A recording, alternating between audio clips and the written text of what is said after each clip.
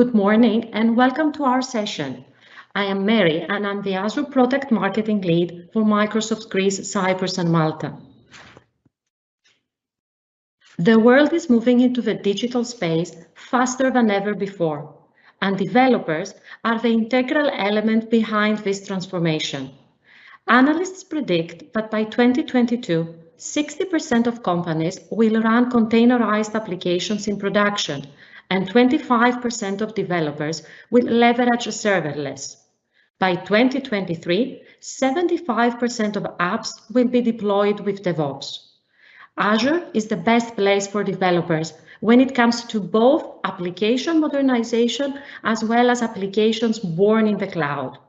On top, Azure offers the necessary tools for developers to foster innovation, productivity, cross-team collaboration, as well as security across the development lifecycle. Let's see how this is done in reality by looking into two different examples. I'm welcoming my colleague Nicolas, who will be talking to one of our customers about their cloud-native journey. Okay. Thank you, Mary, and good morning from my side as well. I'm Nikos Antoniou. I'm the Azure Application Innovation Specialist for Microsoft Greece, Cyprus and Malta. So our team is on a mission to help our customers to be more efficient and productive on the cloud and assist them to innovate at a much faster pace. I hope you're enjoying Ignite so far as much as we do, and I'm genuinely very excited with all the technological advances that we announced so far, with more to come, empowering developer teams, the creative engine for innovation and business performance, to achieve more, eliminating waste in the process. We are very happy to hosting today Stathis Mouzakis, who is the DevOps and Release Manager for one of the largest banks in the country, National Bank of Greece. So, Stathi, how has been your journey on Azure so far? How have you leveraged its capabilities in the bank? And what are the key benefits you have realized? So finally, last question, how has it impacted your team's culture and productivity? So the floor is yours, Stathis. Hello, good morning. My name is Stathis. I'm Deputy Manager of DevOps and Release Management in the National Bank of Greece. First of all, I'd like to thank you, Nicolas, Vangelis, Paris, Mary, for inviting me to speak at this opening panel. It's a great honor for me to present you what we have achieved in our cloud journey so far. No, as an organization, we work hard on digital transformation to support the changing business priorities while reducing the risk of waste IT resources. Let's focus on how Azure helps us on development. Using the Azure cloud, we have covered end-to-end development ecosystem, from a workstation to publishing to the internet. First of all, let's start talking about our four main pillars, which are time savings, cost savings, time to market, and flexibility. But let's take it one by one. Time savings. We managed to reduce the provisioning time and daily operation usage scripts, Terraform, Ansible. We managed to increase our productivity, working both on automation and quality of our services. Now let's move to the second pillar, which is cost savings. As you know, it's very hard to specify the hardware requirements for the next 5 years. There is always a risk to spend more money than you really need. For some, let's say, more stable services, we reserve the resources for 1 or 3 years, but for the other, we use pay-as-you-go model in a smart way. For example, we shut down the VMs where the developers do not work. In this way, and we change the flavor based on our needs. The third pillar, which is time to market. The cloud gives organization a competitive advantage by providing the most innovative technology available. The cloud, when utilized in the right way, increases your time to market and helps foster business agility, giving you a heightened competitive advantage. And the last one is flexibility. Cloud computing allows our employees to be more flexible, both in and out of the workplace. Employees can access files and web apps using web-enabled devices such as smartphones, laptops, and notebooks. In reality, the flexibility was the key during the pandemic to keep business running. Let's move to this. Now we can see some Azure services. Okay, as a bank, we care not only fast provision and so on. We also need to be compliant and work in a secure environment. Azure Virtual Desktop provides the ability to work in an isolated environment, which is accessible from everywhere. We monitor the installed software and any anomalies that may happen, triggering alerts in real time. We create a golden image utilizing the appropriate software, and we are able to provision as many virtual machines as we need. We have also reduced both cost of licensing and infrastructure as we deploy the exact flavor cover our needs. Regarding the performance, we have not faced any issues so far, and for the timing, we have great feedback from our development teams. It also simplifies IT management and keep application and user data secure. Our top priority and something that we work hard every single day is the application modernization. As many of our applications are containerized, we decided to use Kubernetes as a service in order to reduce administration costs. For example, we don't need to take an electricity backup on a daily or a weekly basis. We don't care to plan and upgrade anymore. Microsoft does it for you. It is scalable, and we have applied rules for automatic scaling if needed. In addition, part of automation process, there is integration with Jira, and we can provision a new environment and namespace within minutes, just raising an action. As I said, we do care about security. That's why we deployed GitHub Enterprise Server in a dedicated subscription, which is not accessible from the internet. We also activated some plugins in order to check the quality and the security of the code. Using Azure Backup and Recovery Service, we take a backup on a daily basis. Given the variety of the applications, the ability to securely connect with other cloud providers is also important for us. Some applications require Oracle database. Using a DB as a service model in Oracle Cloud provides us the flexibility to deploy a database whenever is needed, given the fact that the latency between the cloud providers is pretty low. That means the application is running on Azure and the Oracle database is running on Oracle Cloud. It is a pure multi-cloud architecture. In reality, we work in a hybrid cloud architecture. That means some applications, especially the legacy apps, are running on premises and some other apps on Azure Cloud. There's an express route for interconnection. Let me give an example. One of the most important applications is running on-prem, but we use Azure Functions for a specific functionality on this application. That means we take advantage of Azure services in critical apps in production. Furthermore, we use API Manager in order to expose our APIs to the internet. Regarding the security, we use application proxy that enable users to access web applications from a remote client. Two-factor authentication is also enabled to increase the protection. Furthermore, all services are integrated with Azure AD, and we have roles and we have achieved role segregation using different groups. Last but not least, using application insights, we have the appropriate information to monitor the performance of applications during the UAT, ensuring that it complies with our minimum quality and acceptance standards. To sum up, we take advantage of many Azure services. To be honest, we maintain at least 30 subscriptions. From the workstation to application monitoring, increasing our productivity and time to market, providing high quality application to our customers. This is our goal, and Azure will help us a lot on our digital transformation journey. That's it. Thanks a lot. So thank you very much for your insight, Stathi. It has been really impressive for us also, not only what you have achieved to empower your teams and the digital transformation of your organization, but also the amount of time, how fast you were able to achieve all this in a very well-controlled and managed manner. So we're looking forward to working with you again in your new and upcoming initiatives. And with this, I will pass the floor to Vangelis, to my colleague Vangelis, who will be discussing Azure for developers with one of our MVPs, Paris. So the floor is yours, Vangelis. Thank you, Nico. Thank you very much. Thank you, Stathi. It was really nice presentation. Thank you of all you did with Azure. and using our services, and of course your story. Thanks a lot. Thank you guys who joined our session, and I really hope you have a good time with Ignite so far. So many announcements from Sadia yesterday, and stay tuned because I'm really sure we have many more to come. Okay, I'm Vangelis. I'm with Microsoft and currently holding the role of Azure Infrastructure Specialist for Greece, Cyprus, and Malta.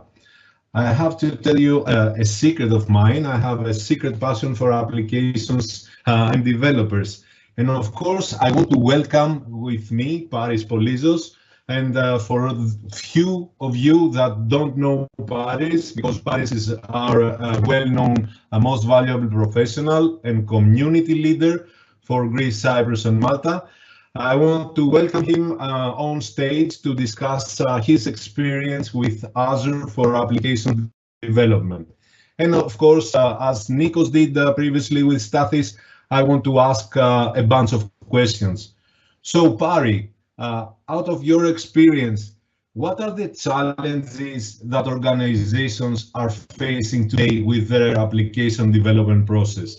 And most importantly, how does Azure can provide solutions to these challenges?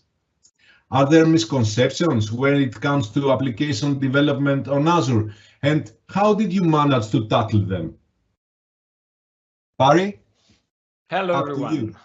Hello. First of all, I would like to thank Mary, Nico, Vangeli, and Stathi for the invitation, and thank you all for joining our session. I hope you are enjoying Ignite 2021 so far. And as Vangeli said, a lot of announcements are being announced today and the days to come. So my name is Paris Polizos. I'm a software engineer and the Microsoft Azure MVP for the last 6 years. I've been involved in many projects related to cloud technologies and Azure. With some very good friends of mine, Costa Pando and Panteli Apostolidi, we have built a Greek community around Azure called Azure Heads. So I'm fortunate enough to have experience both from projects with teams I worked with, but also I have heard many stories from people from the community on their successes, but also on their struggles. As you understand, it's very difficult in less than 10 minutes to present to you all the services and tools that Azure offers. So I thought to share with you an experience from a project I was working on as a consultant a while ago. It was a real estate platform where the team had moved everything to Azure, and they were expecting all the benefits they kept hearing when you go to cloud. So they wanted increased scalability, resiliency, security, and the most important thing, cost reduction. However, after their move, they were struggling with the same issues as before. And why is that? I did some analysis of the application, and what I understood was that it was a big monolith, and the team followed the lift and shift approach. So they took everything from on-premises and put them in VMs in the Azure. And in the cloud, it is true that you can have as many VMs as you like. However, that alone doesn't give you all the advertised benefits. So you need to do some changes. And to achieve this, you need to move to a more cloud native approach. And for something like that, when you have an application already running, so where do you even start? For me, the most important thing is to improve the delivery model. So if we can switch to the next slide, please. And improve the deployment lifecycle. Super, that's one. So it's not possible to improve your app when you are afraid to make releases. You don't want the release to be an event that everyone is awake during the night in order to fix the issues that may come. But you want to be something like business as usual.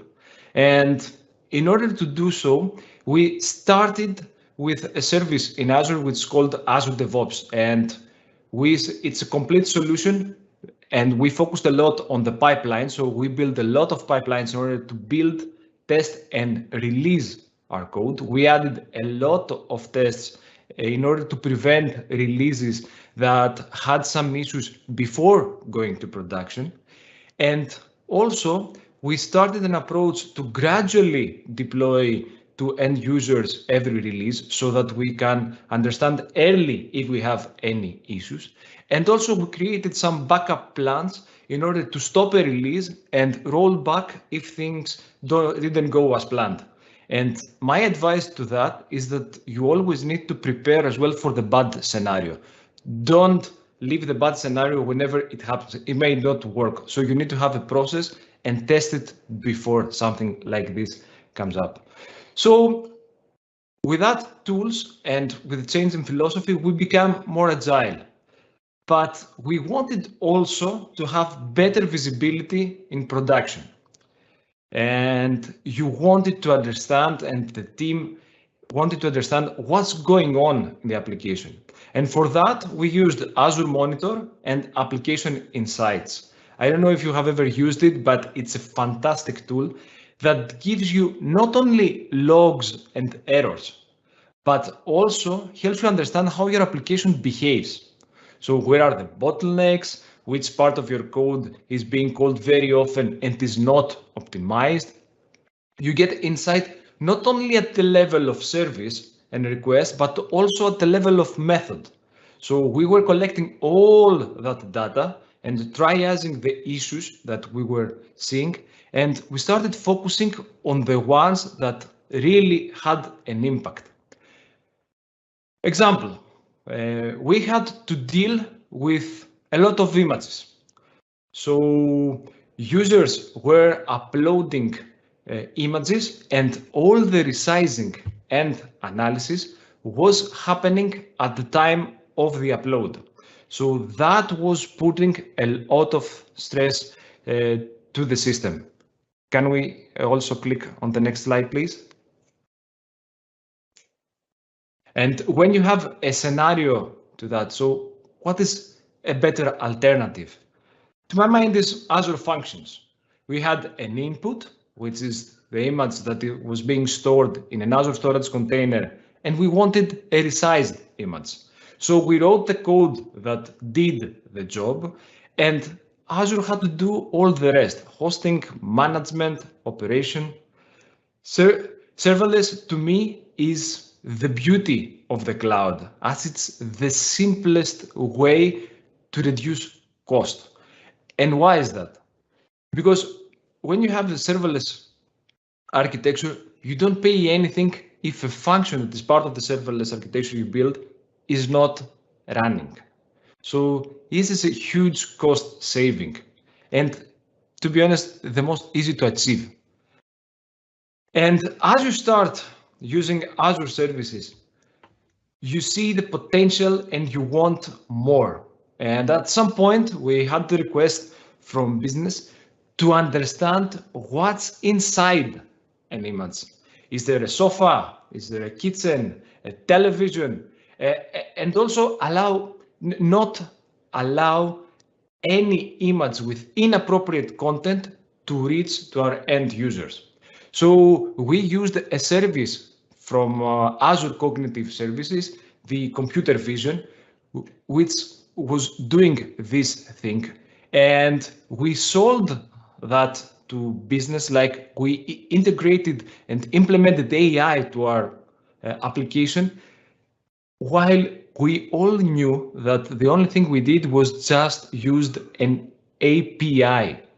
So, and these were just a few examples of what we used.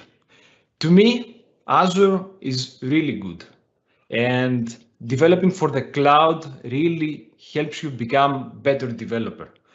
You learn many good practices from the documentation, which is really, really good. It's like being written from a single person, which is amazing. And with all the gamification, the achievements, the modules, the challenges, it keeps you motivated to continue exploring more and more.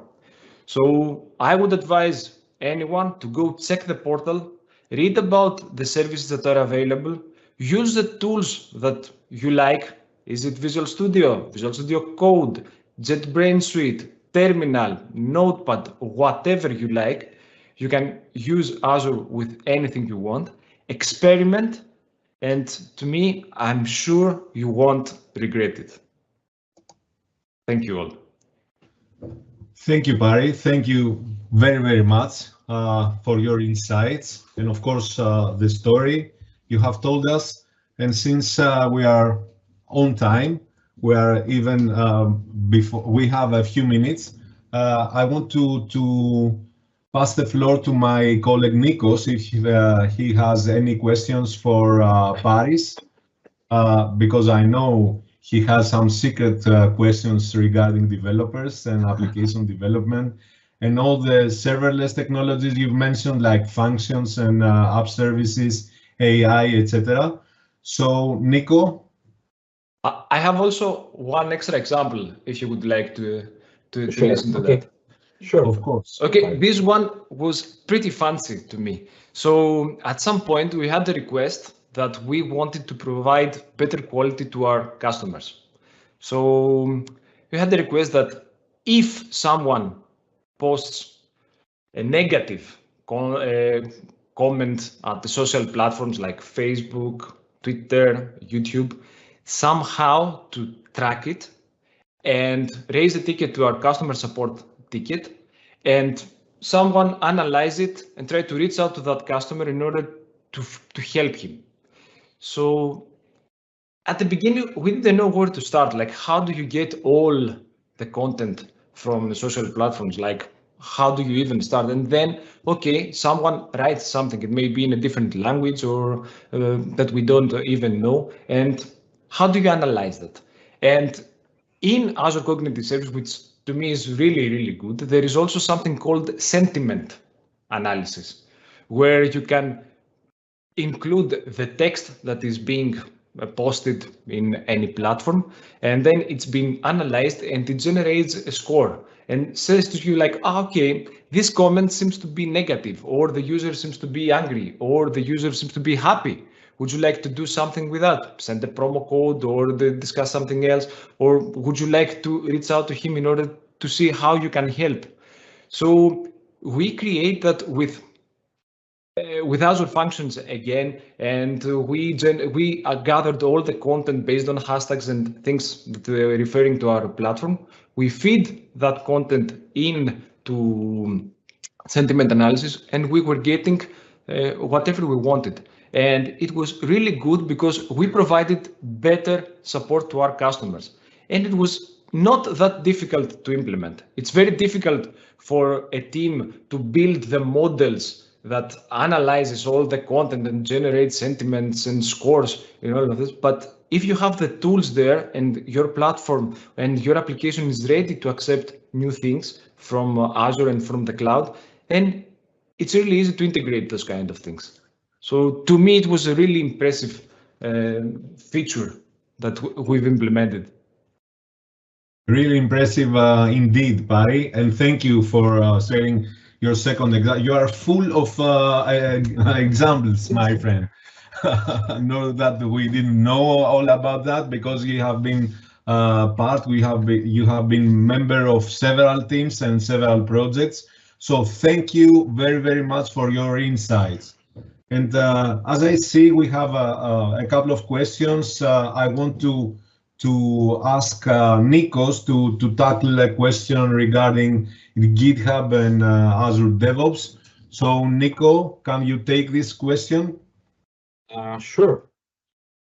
Yes, GitHub or Azure DevOps is actually a question that we hear very often lately from our customers, and rightly so.